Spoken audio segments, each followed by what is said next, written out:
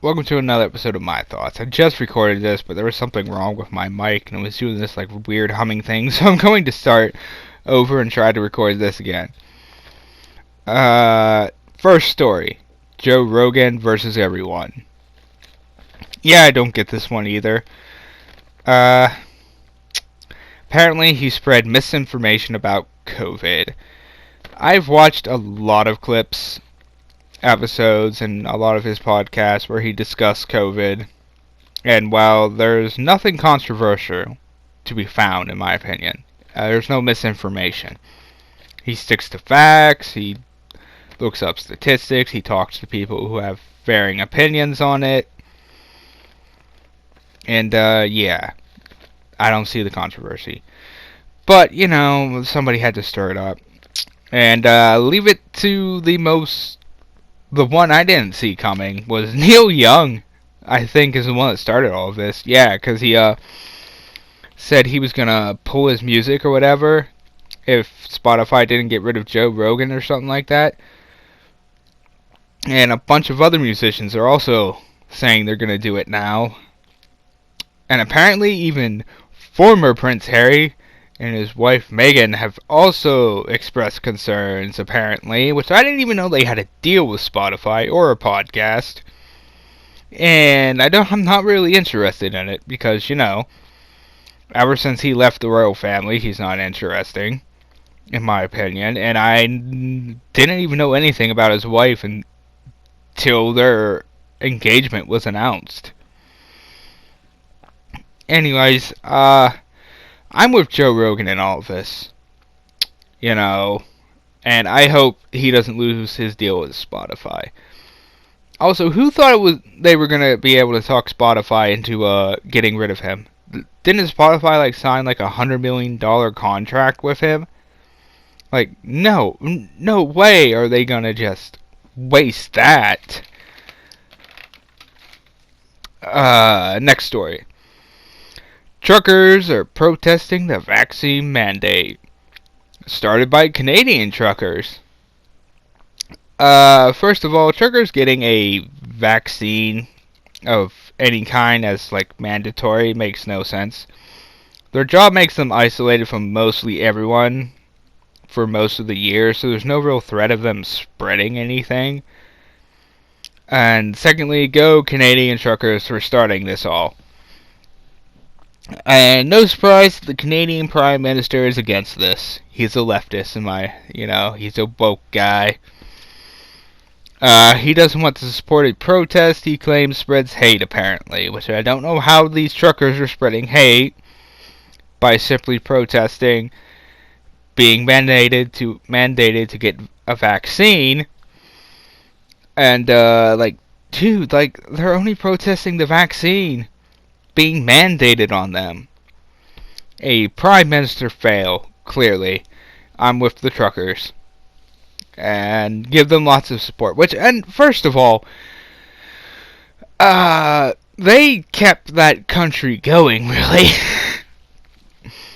Working endlessly to bring in stuff, and take out exports, and they kept Canada's economy going and the supply chains going, and turning your back on them like this, Prime Minister, or whatever your freaking title is anymore, it's loathsome. I loathe you.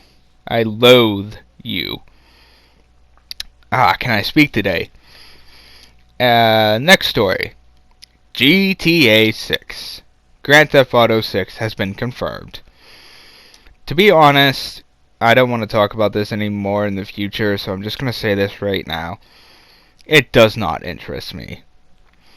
GTA 5 story and gameplay and all of that was very weak in my opinion, and I used to love GTA Online.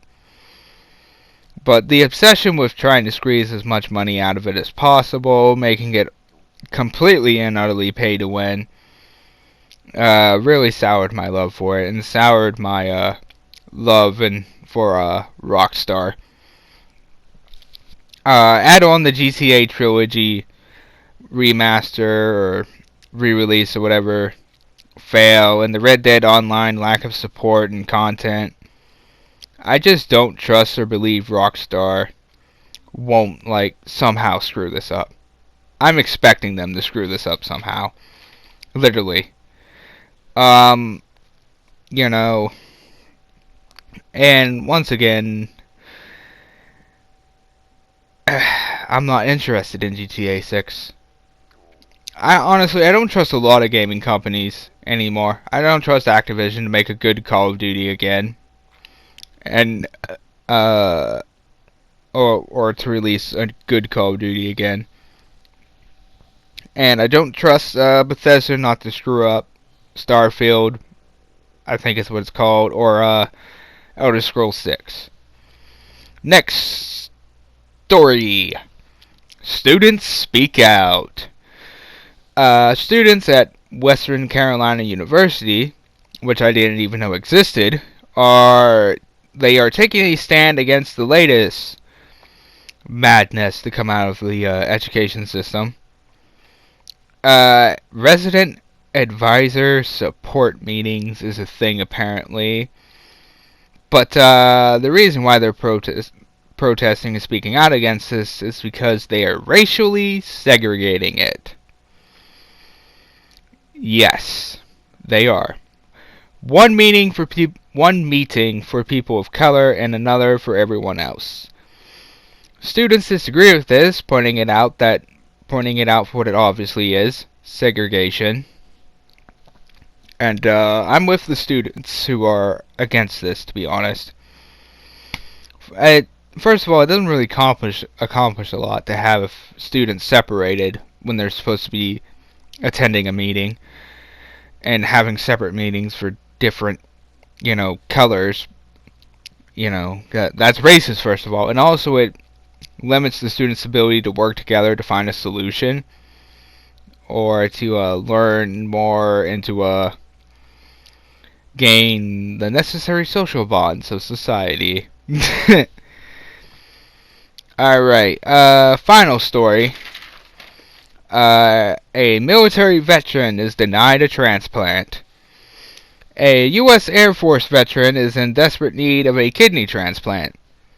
However, hospitals in his area require a COVID vaccine for transplant patients.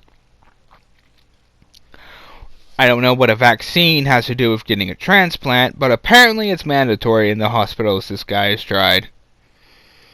The veteran says he's had COVID twice, which of course is being ignored.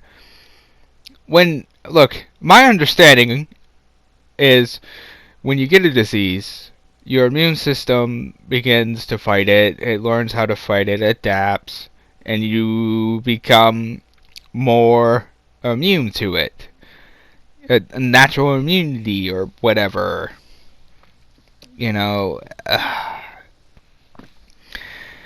I guess developing the ability to fight a disease no longer means anything anymore.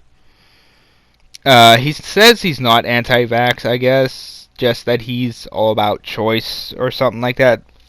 I read about this on Fox News, News's website, and I recommend you check out their article. It's very well done.